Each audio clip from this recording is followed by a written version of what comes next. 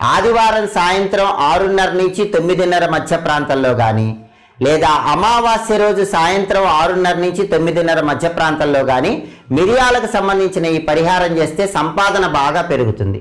ఆర్థిక ఇబ్బందులన్నీ తొలగిపోతాయి. అనేక మార్గాల్లో ధనాదాయాన్ని పెంపొందింపజేసుకోవచ్చు.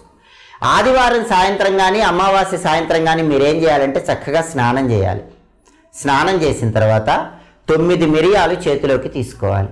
మీ ఇంటి బయటకు వచ్చి నిలబడాలి. ఆ 9 మిరియాలు చేతిలో పట్టుకొని క్లాక్ వైజ్ డైరెక్షన్లో 9 సార్లు తిప్పాలి.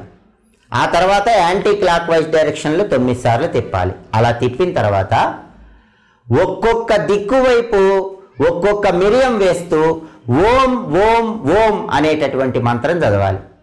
తూర్పు, పడమర, ఉత్తరము, దక్షిణము, ఈశాన్యము, ఆగ్నేయము, వాయువ్యము, నైరుతి, ఇలా 8 దిక్కుల్లో ఒక్కొక్క దిక్కులో ఒక్కొక్క మిరియం వేస్తూ